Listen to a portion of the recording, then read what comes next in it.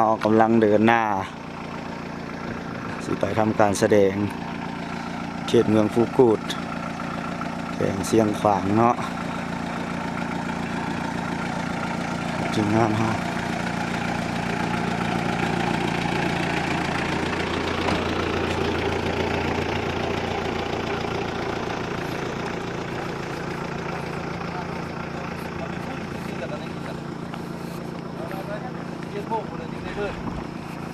ทีมงานนะเดี๋ยวท้ายตึ้ง3-4ขั้นก่อนเนาะคุณอาจารย์ให้ผู้อภัยทุกท่านนะคุณนะให้ทุกท่านนะคุณท่านเข้ามาครับท่านสตาร์ทก่อนจัดให้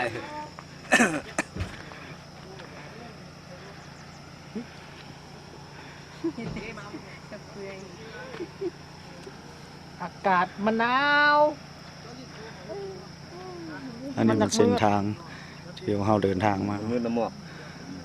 ยังหมอกหลายเลย มันกระเจ้งมันมืดนะครับ นี่แหละเส้นทาง ไอ้สู้ได้หูได้สู้ได้หูไปเลยนี่มือกองกันเลย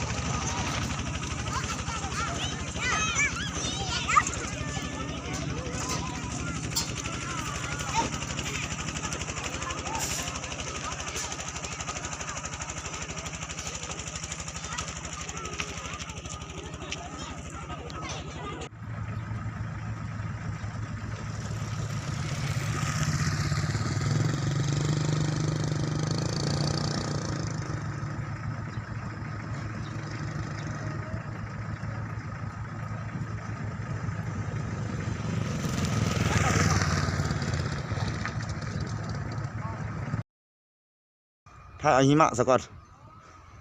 โอ้หิมะตกบ้านหนองข้าง